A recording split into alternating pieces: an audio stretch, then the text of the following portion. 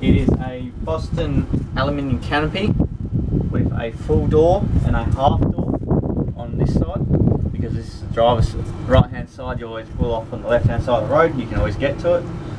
I haven't done, well, I've done a bit to it, but not too much. I've installed my own handbrake cable. You might see this white tube here. This is actually a water to fill up my water tank. Basically, there's a 80 litre water tank in the actual tray itself, the trailer. Water fitting there. Then I've got 2 water tanks on the front. I've got a spare tyre on the front. These 2 cords here coming out. One runs into the rooftop tent to give me power on the rooftop tent. The rooftop tent is a King's rooftop tent. It's shit quality to start with, but I bought it, fell to pieces. I took it to a shop. They said, "Oh, yeah, you got to get it's this, and this over the design." I'll run through that later of how I actually fixed that rooftop tent. It works wicked now. I've upgraded a lot of it. It now has this wire here, runs to a big 120 watt solar panel on top, which powers basically the whole trailer setup. I have a fridge running. Have my fridge running in there, and it just won't basically die. So the power point here, so you can plug it into 240 volts. I normally plug in 240 volts the day before I leave, or a day or two, just to make sure it's all full. It's running a DX35 front hitch. I'll go into more specs about that later.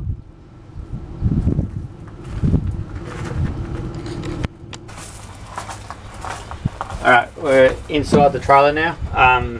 It's pretty much simple. This is where I put the toilet. Got the tables here, I've got a bucket. I've got a pop-out shower tent here in the front. I've got chairs. I've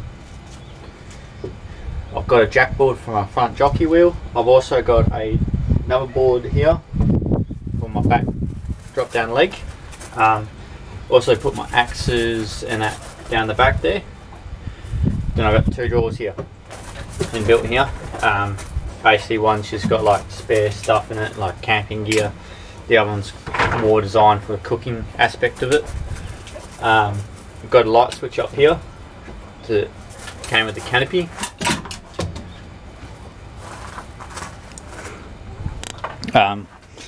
So like I said here, I've got a 240 volt battery charging point going to just a super cheap auto battery charger. I've cut that then and I've soldered that in, and it's connected to 2 105 amp deep cycle lift batteries, which is stationed here down the side of my drawers.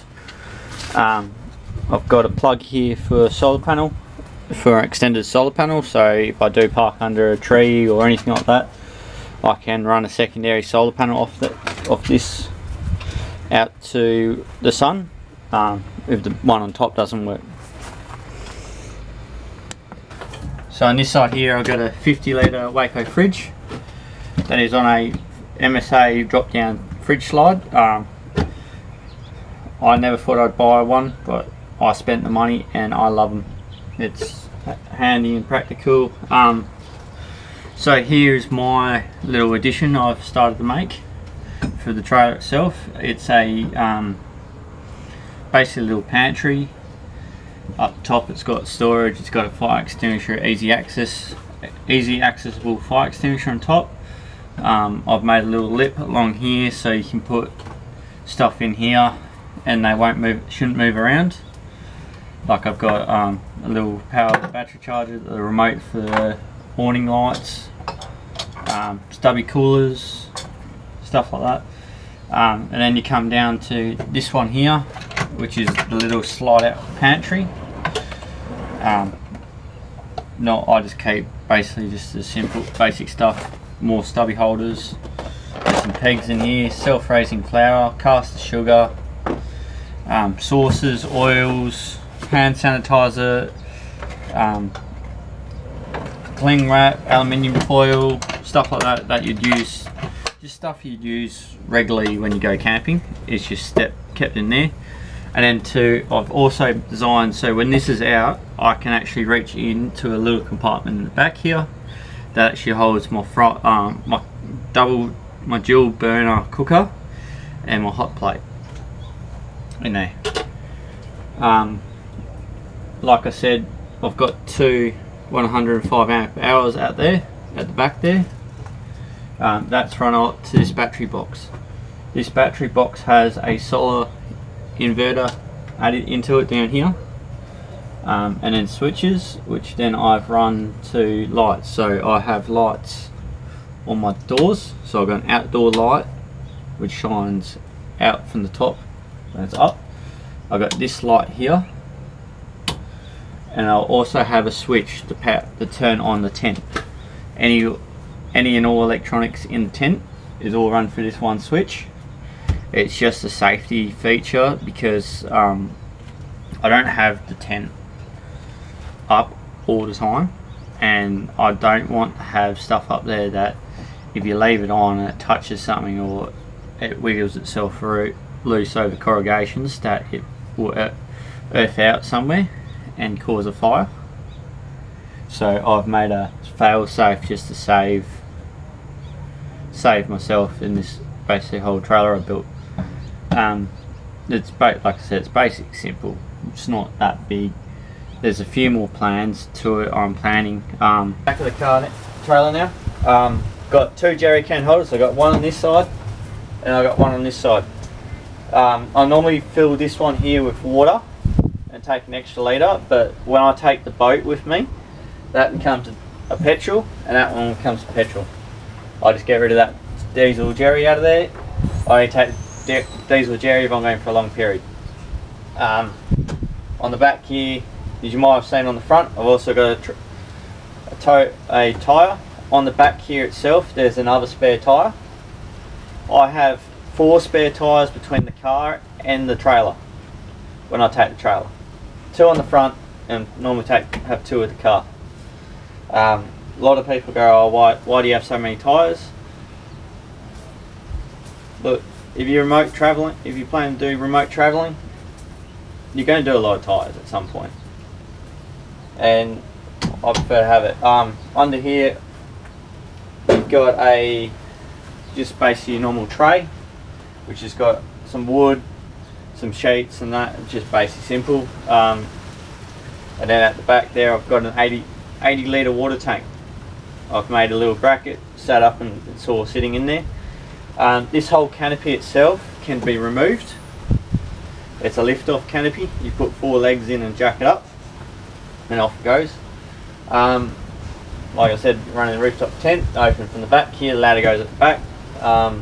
This bracket here, it's not the fanciest you ever see, but it is a reverse camera which runs down and actually plugs into my power point onto my trailer wires. So when I turn my car on, it's basically running the camera, so it's not on all the time and hooking up the stuff.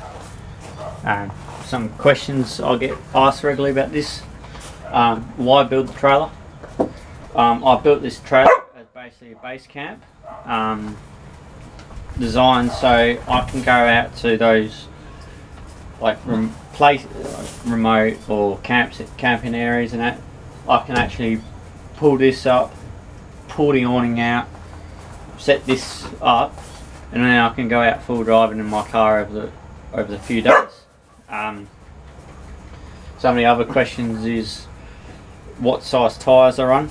They are the exact same as what I run on my cruiser.